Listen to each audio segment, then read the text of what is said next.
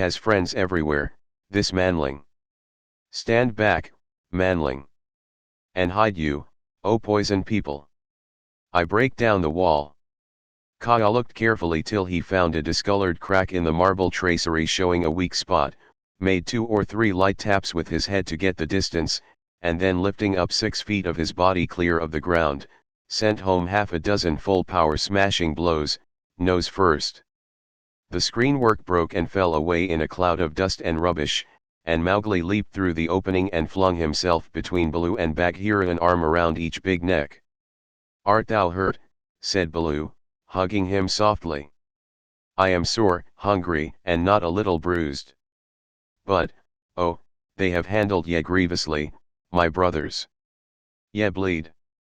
"Others also," said Bagheera, licking his lips and looking at the monkey dead on the terrace and round the tank. It is nothing, if thou art safe, oh, my pride of all little frogs," whimpered Baloo. "Of that we shall judge later," said Bagheera, in a dry voice that Mowgli did not at all like. "But here is Kaya, to whom we owe the battle, and thou owest thy life. Thank him according to our customs, Mowgli." Mowgli turned and saw the great python's head swaying a foot above his own. "So this is the manling," said Kaya. "Very soft is his skin, and he is not unlike the bandar log. Have a care, manling, that I do not mistake thee for a monkey some twilight when I have newly changed my coat." "We be one blood, thou and I," Mowgli answered. "I take my life from thee tonight. My kill shall be thy kill if ever thou art hungry, O Kaya." "All thanks, little brother," said Kaya, though his eyes twinkled. "And what may so bold a hunter kill? I ask that I may follow when next he goes abroad. I kill nothing I am too little but I drive goats towards such as can use them. When thou art empty come to me and see if I speak the truth. I have some skill in these." He held out his hands, "and if ever thou art in a trap, I may pay the debt which I owe to thee, to Bagheera, and to Baloo, here. Good hunting to ye all, my masters." "Well said," growled Baloo, for Mowgli had returned thanks very prettily. The python dropped his head lightly for a minute on Mowgli's shoulder. "A brave heart and a courteous tongue," said he. "They shall carry thee far through the jungle, manling. But now go hence quickly with thy friends. Go and sleep, for the moon sets, and what follows it is not well that thou shouldst see."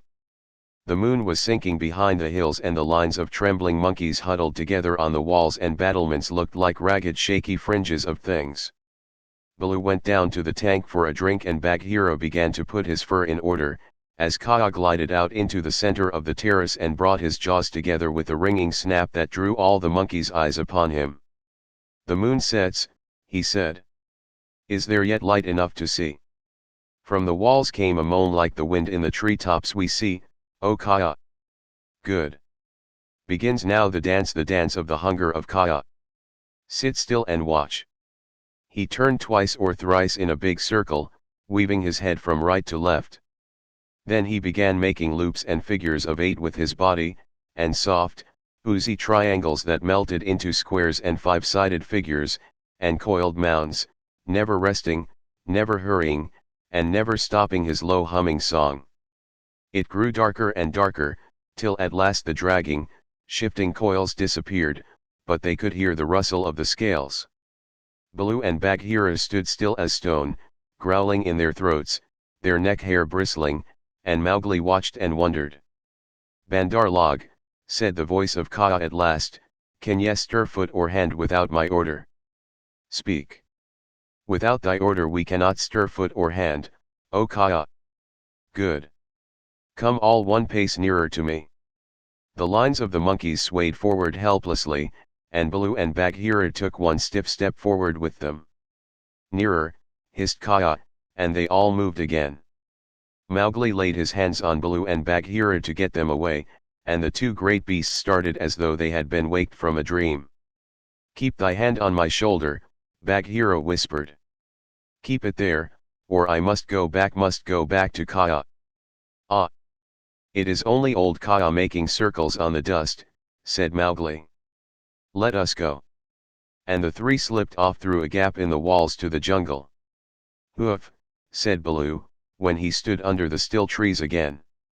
Never more will I make an ally of Kaya, and he shook himself all over. He knows more than we, said Bagheera, trembling. In a little time, had I stayed, I should have walked down his throat. Many will walk by that road before the moon rises again, said Baloo. He will have good hunting after his own fashion. But what was the meaning of it all, said Mowgli, who did not know anything of a python's powers of fascination. I saw no more than a big snake making foolish circles till the dark came. And his nose was all sore. Ho! Ho! Mowgli, said Bagheera angrily, his nose was sore on thy account, as my ears and sides and paws, and Baloo's neck and shoulders are bitten on thy account. Neither Baloo nor Bagheera will be able to hunt with pleasure for many days. It is nothing, said Baloo, we have the man cub again. True, but he has cost us heavily in time which might have been spent in good hunting, in wounds, in hair I am half plucked along my back, and last of all, in honor. For, remember, Mowgli, I, who am the Black Panther, was forced to call upon Kaya for protection, and Baloo and I were both made stupid as little birds by the hunger dance. All this, man-cub, came of thy playing with the Bandar log. True, it is true, said Mowgli sorrowfully. I am an evil man-cub, and my stomach is sad in me. Mf. What says the law of the jungle, Baloo? Baloo did not wish to bring Mowgli into any more trouble, but he could not tamper with the law, so he mumbled, sorrow never stays punishment.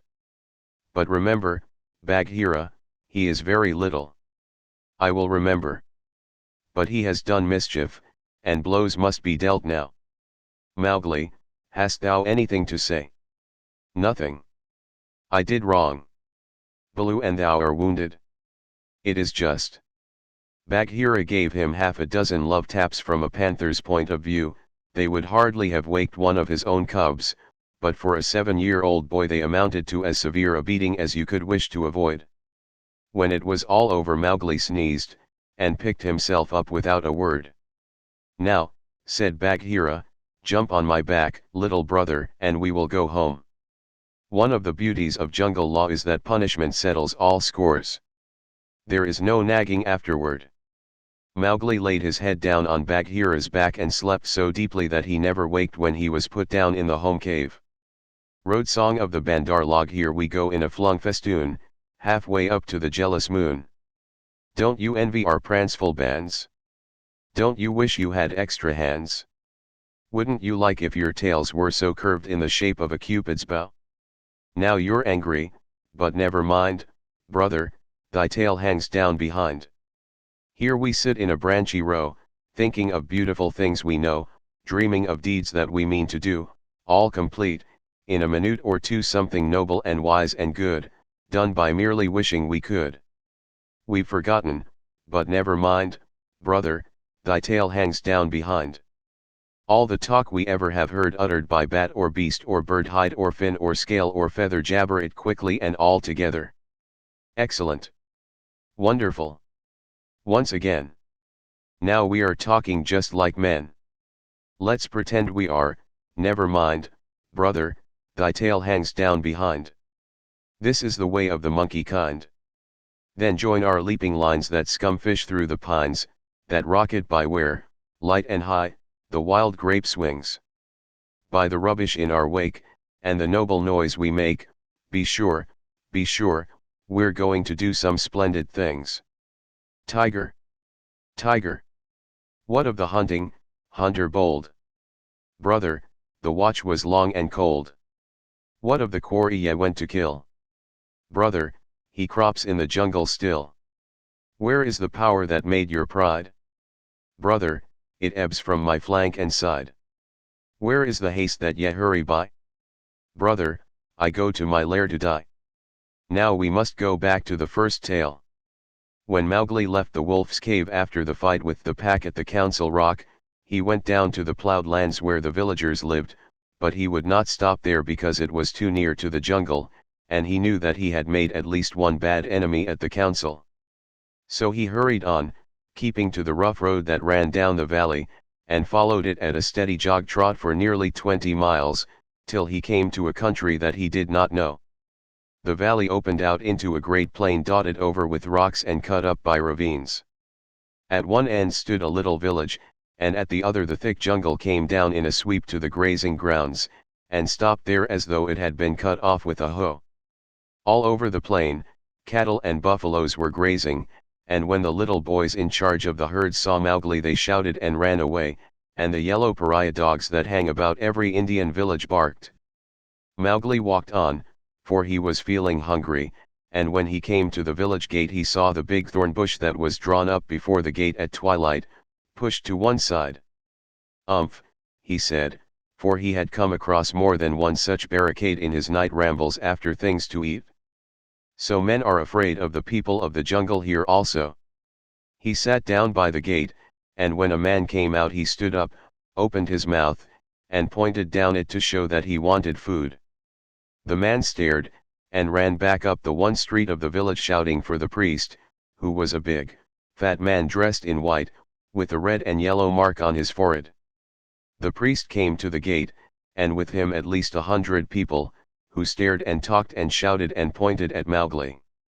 "They have no manners, these menfolk," said Mowgli to himself. "Only the grey ape would behave as they do." So he threw back his long hair and frowned at the crowd. "What is there to be afraid of?" said the priest. "Look at the marks on his arms and legs. They are the bites of wolves. He is but a wolf child run away from the jungle." Of course, in playing together, the cubs had often nipped Mowgli harder than they intended, and there were white scars all over his arms and legs. But he would have been the last person in the world to call these bites, for he knew what real biting meant. "Ar! Ar!" said 2 or 3 women together. "To be bitten by wolves, poor child. He is a handsome boy. He has eyes like red fire. By my honor, Meswa, he is not unlike thy boy that was taken by the tiger." "Let me look," said a woman with heavy copper rings on her wrists and ankles, and she peered at Mowgli under the palm of her hand. "Indeed he is not. He is thinner, but he has the very look of my boy." The priest was a clever man, and he knew that Meswa was wife to the richest villager in the place. So he looked up at the sky for a minute and said solemnly, "What the jungle has taken the jungle has restored. Take the boy into thy house, my sister, and forget not to honor the priest who sees so far into the lives of men." "By the bull that bought me," said Mowgli to himself, "but all this talking is like another looking over by the pack. Well, if I am a man I must become." The crowd parted as the woman beckoned Mowgli to her hut, where there was a red lacquered bedstead, a great earthen grain chest with funny raised patterns on it, half a dozen copper cooking pots, an image of a Hindu god in a little alcove, and on the wall a real looking glass, such as they sell at the country fairs. She gave him a long drink of milk and some bread, and then she laid her hand on his head and looked into his eyes, for she thought perhaps that he might be her real son come back from the jungle where the tiger had taken him. So she said, "Nathug, O Nathug." Mowgli did not show that he knew the name. "Dost thou not remember the day when I gave thee thy new shoes?" She touched his foot, and it was almost as hard as horn. "No," she said sorrowfully, "those feet have never worn shoes, but thou art very like my Nathug, and thou shalt be my son." Mowgli was uneasy, because he had never been under a roof before. But as he looked at the thatch, he saw that he could tear it out any time if he wanted to get away, and that the window had no fastenings. "What is the good of a man," he said to himself at last, "if he does not understand man's talk? Now I am as silly and dumb as a man would be with us in the jungle. I must speak their talk." It was not for fun that he had learned while he was with the wolves to imitate the challenge of bucks in the jungle and the grunt of the little wild pig. So, as soon as Meswa pronounced a word Mowgli would imitate it almost perfectly, and before dark he had learned the names of many things in the hut.